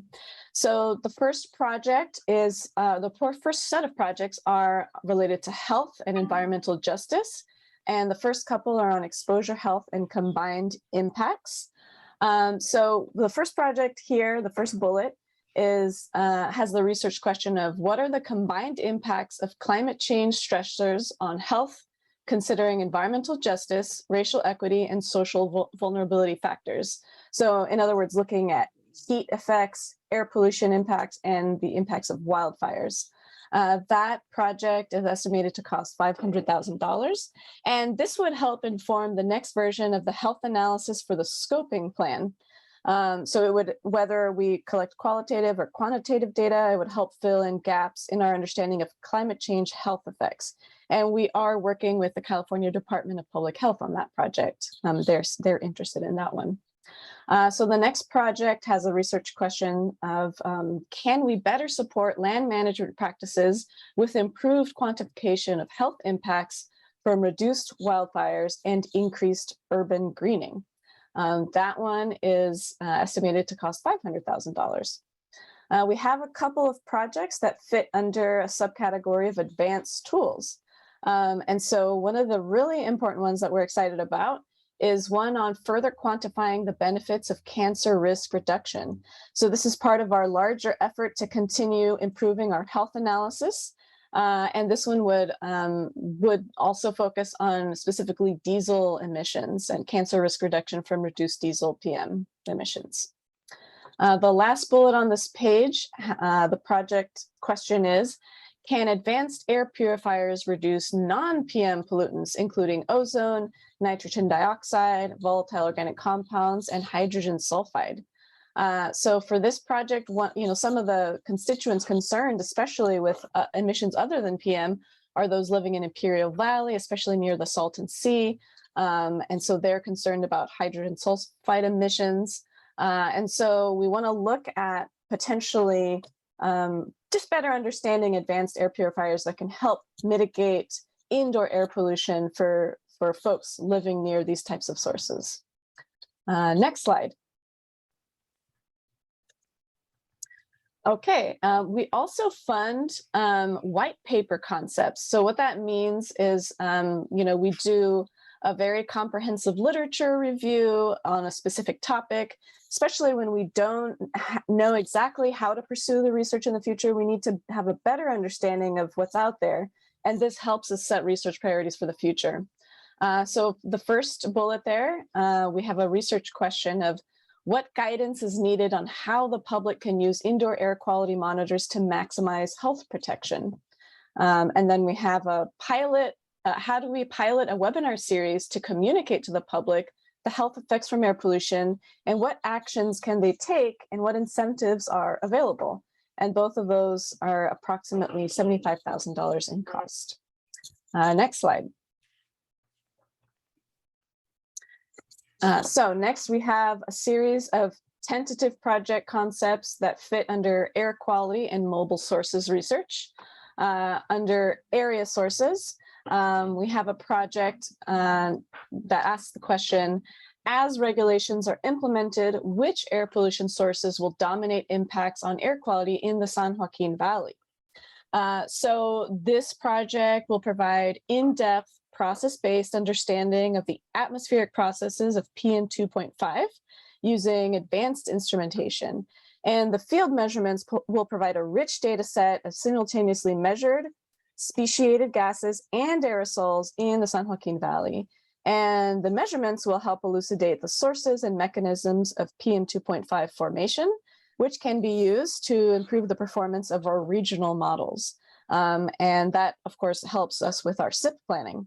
The data will help Carb track and evaluate the efficacy of current PM 2.5 control programs and support the development of the SIP plans for future PM 2.5 mitigation.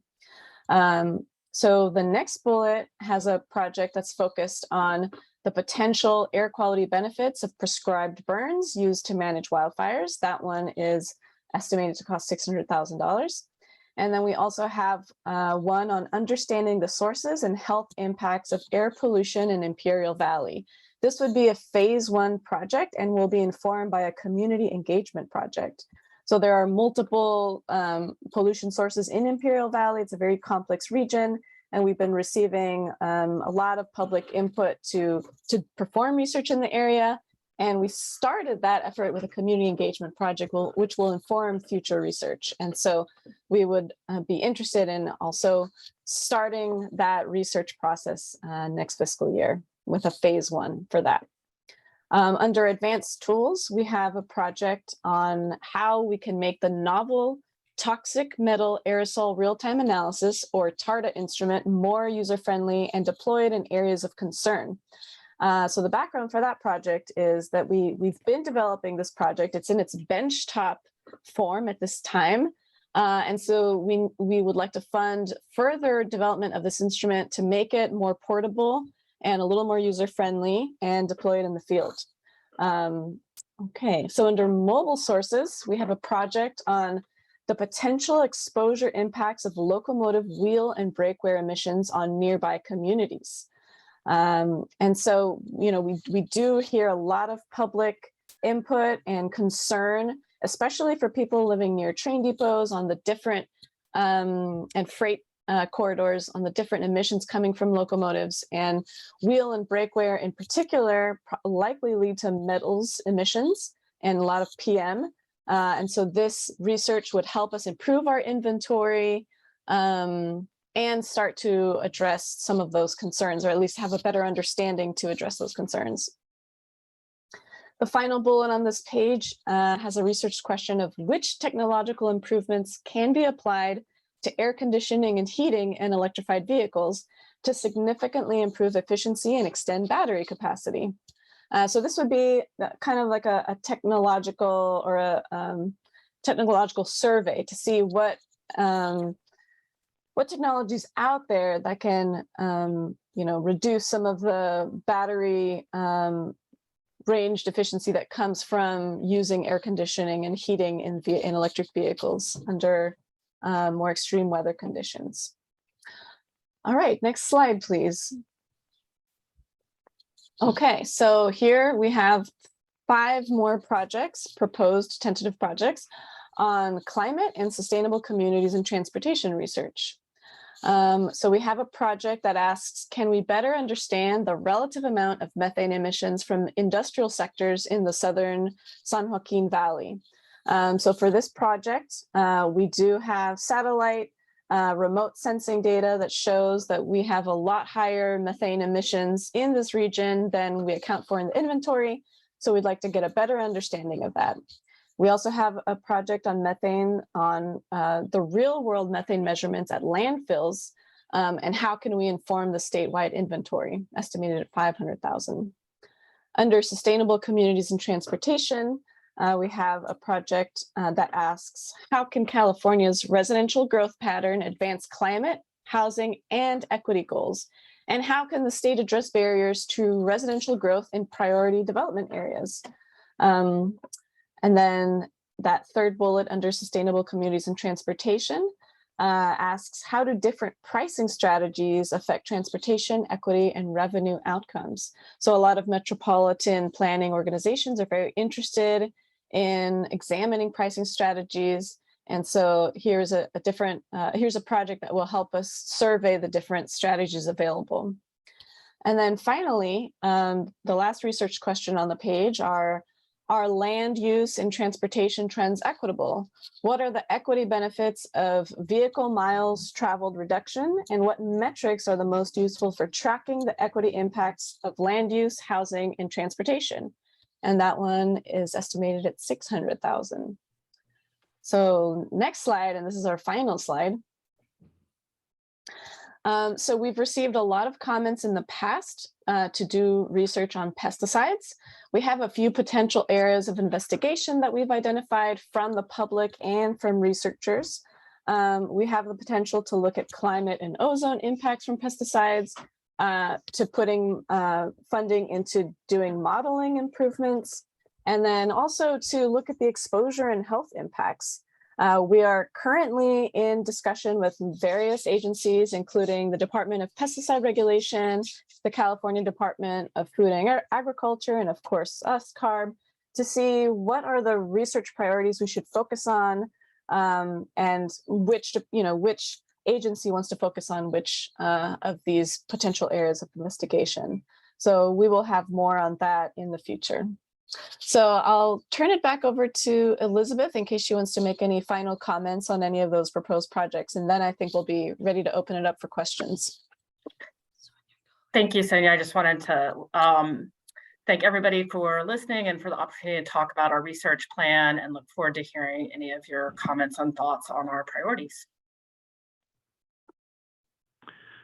Thank you very much, Elizabeth. Appreciate it. At this time, I'll open it up to the CAC members of any questions of the researchers at this time, please. Ned, I see you there. Do you have your hand up, or I can see hands, but I guess, perfect. You got both hands up. Go for it. Do you have a question? Well, I actually didn't have a question, so I think we should let other Perfect. folks Go for it. ask questions. Okay, great. Thanks. Any other members, please, that have questions? Just Looks like Dennis has a question. okay, go for it. And looking at everything that was presented, I didn't see anything which is related to what's probably our biggest issue and how it affects what the research is being conducted upon. And what I'm talking about is the impacts of the drought and the lack of water and development.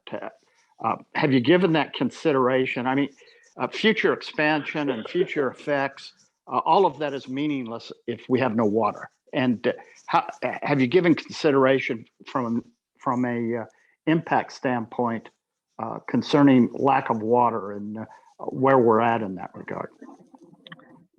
That's a great question, and I can start, and if Sonia has anything they want to add, I will let them do that as well.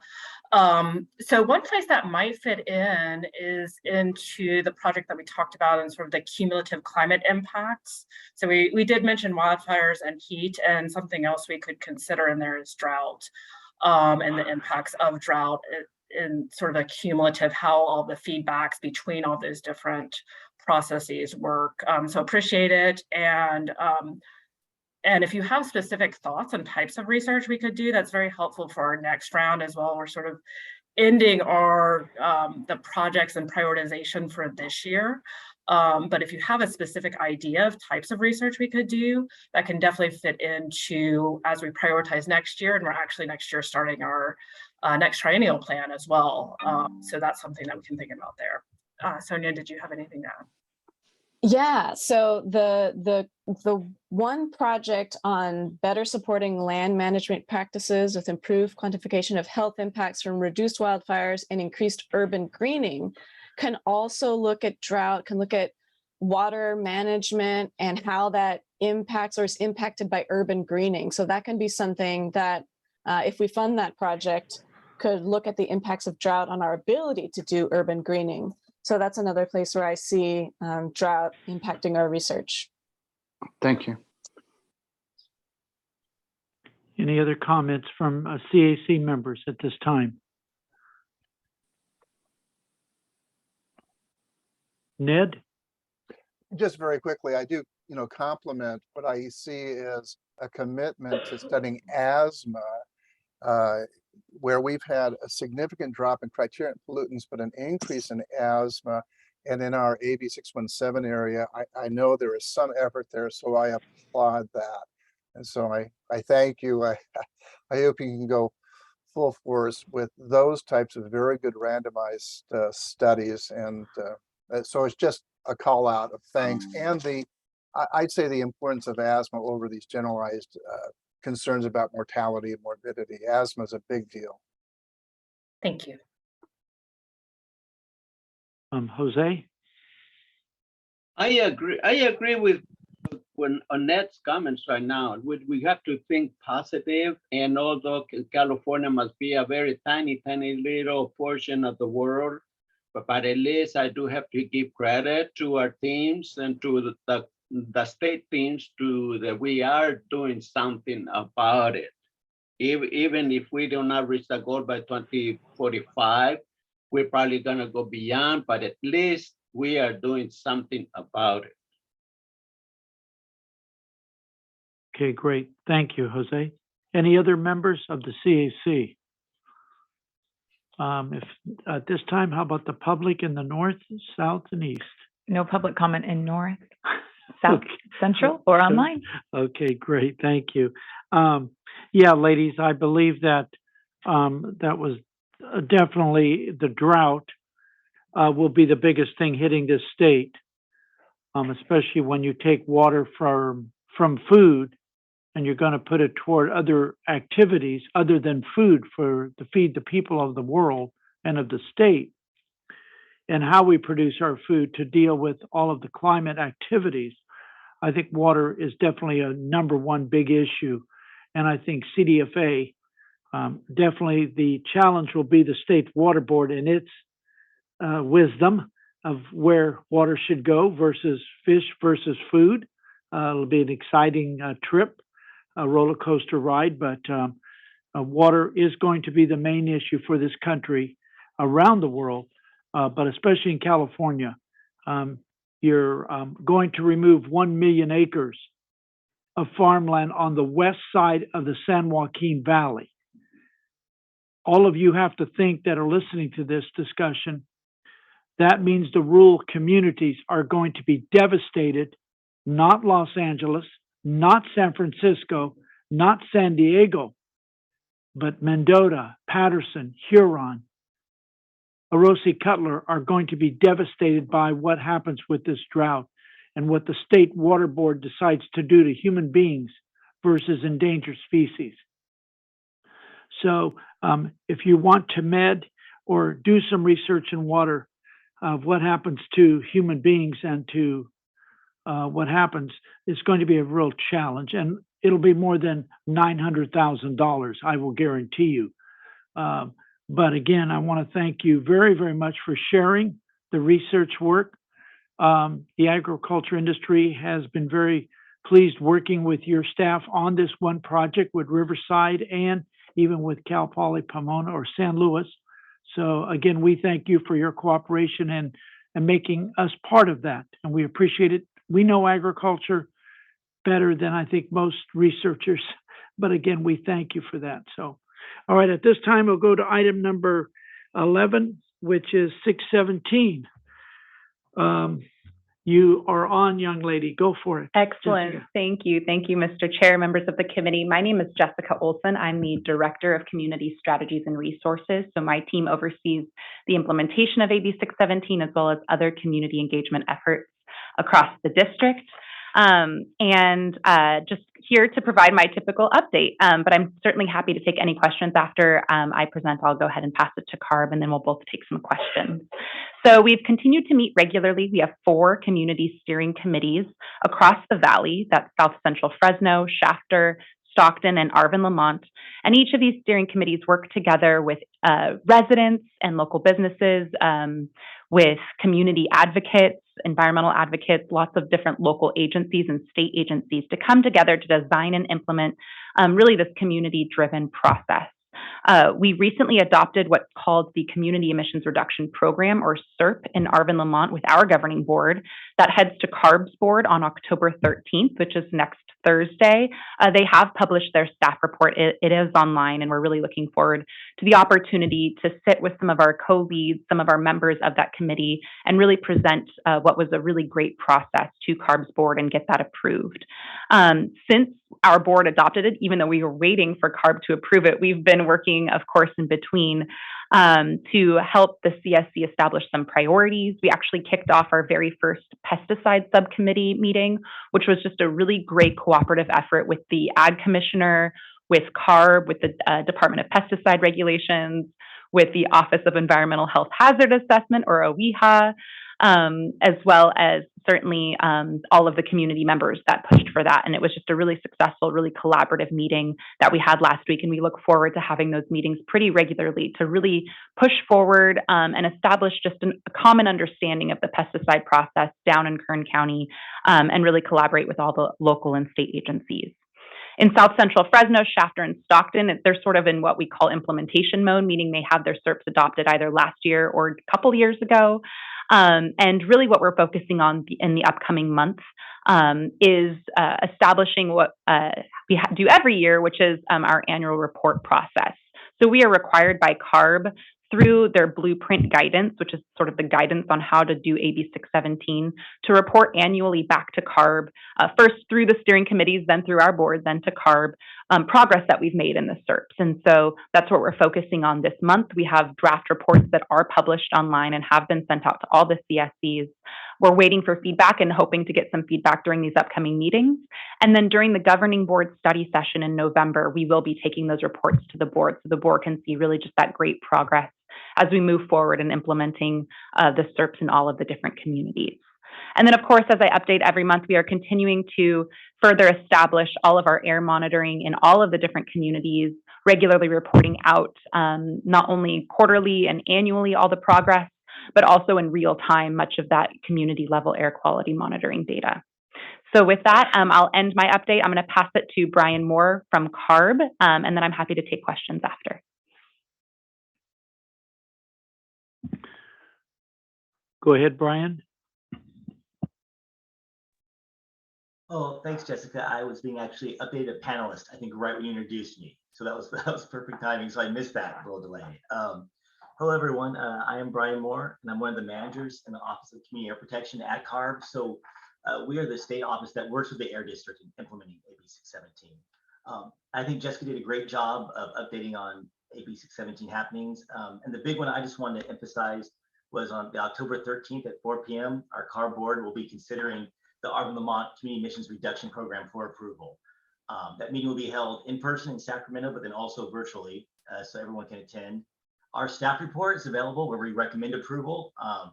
We've been really impressed with the way the Air District staff have continually improved and enhanced the community engagement experience in this program, through all 4 communities they've been working with. The CSC was unanimously for the program. There's board unanimously supported it. So we've just been really happy with the way the process has been going. I think the community members have been as well. So we're looking forward to moving forward with implementation. Yeah, that's my main update. And again, the board meeting is at 4 p.m. on October 13th. And I can share links to the staff report and the meeting notice with the group if they'd like to have more information on the board meeting. And I'm open to any questions. Great. Thank you both very much. At this time, we'll open up to CAC members. Have any questions of both Jessica and Brian? Any comments? In the north, CAC. In central, CAC. And in the south, CAC. Any comments of these folks on 617? Again, both, thank you very, very much. I look forward to the October discussion as well in November. Yes. But again, thank you both very, very much, and thank the people and everybody for being a part of that process. Absolutely. Thank you. Okay, thank you you all. Thanks. At this time, is there somebody? No? Okay. Is there any questions of the public? No public comments. Okay, great. Thank you. Okay, let's go to item Jamie Holt. The famous Jamie Holt, you've certainly changed. Are you Jamie Holt?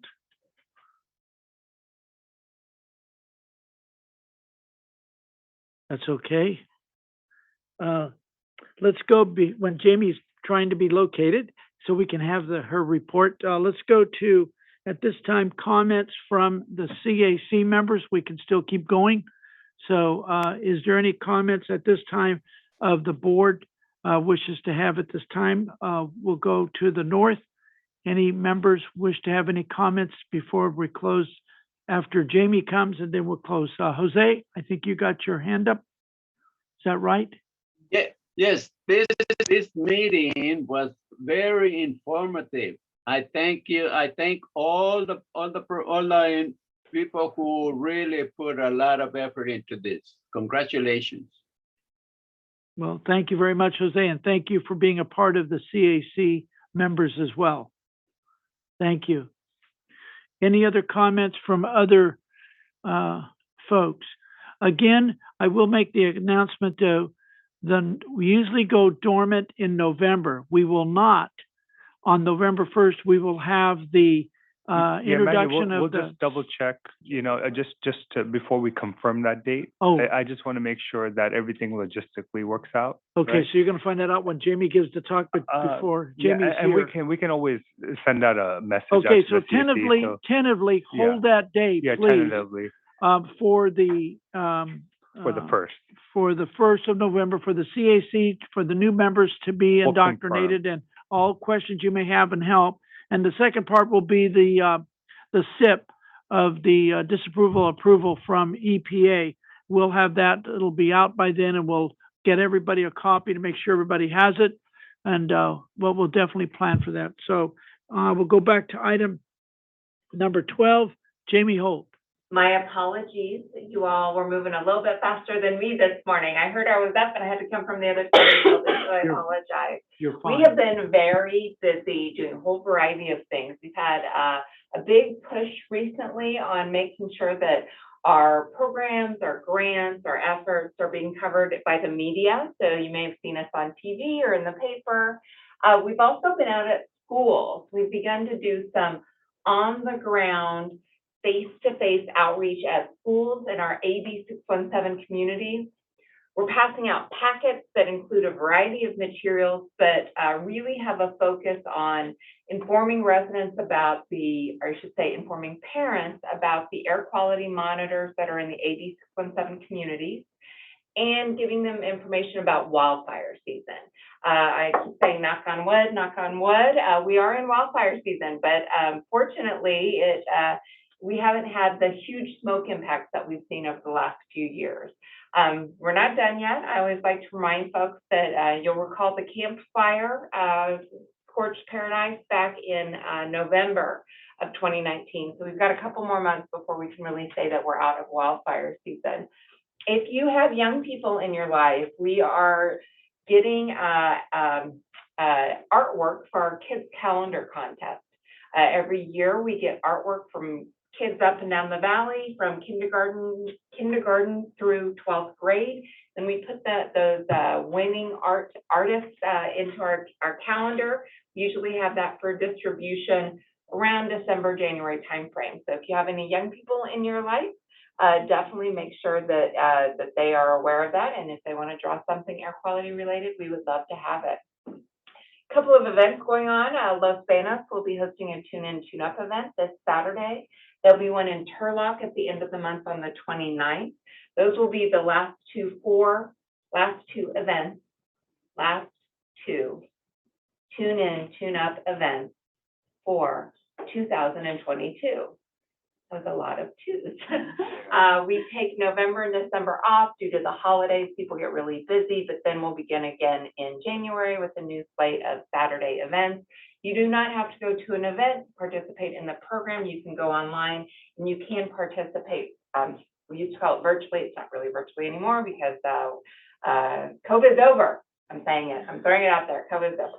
And then the other event that's happening is here in Fresno. We're doing another one of our lawnmower exchange programs in our AB 6117 community in Fresno. We've done one in Chapter, one in Fresno. We have about 250 mowers still to give out in Fresno. That will also be October 29th on that Saturday down in that community at the Alertalite, which is a hardware store in that community.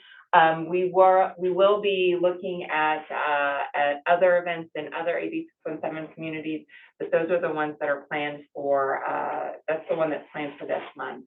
And then winter wood burning season, or please don't burn wood this season, is right around the corner. It starts November 1st.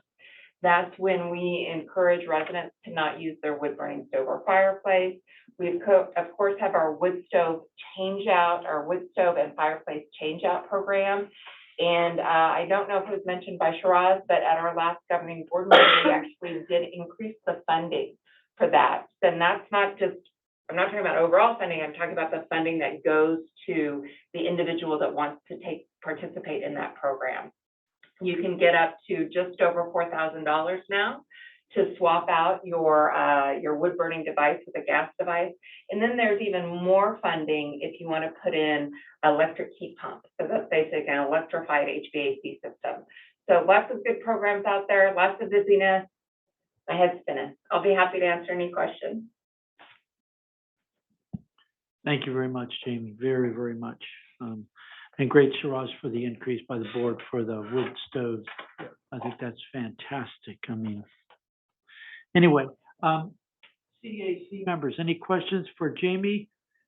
Jamie, what was the 2 dates for the car tune-up? The 29th of October, and what was the other one? We'll be in Los Banos this Saturday, which is the 8th, and that's at the Los Banos Fairgrounds. And then we'll be in Turlock.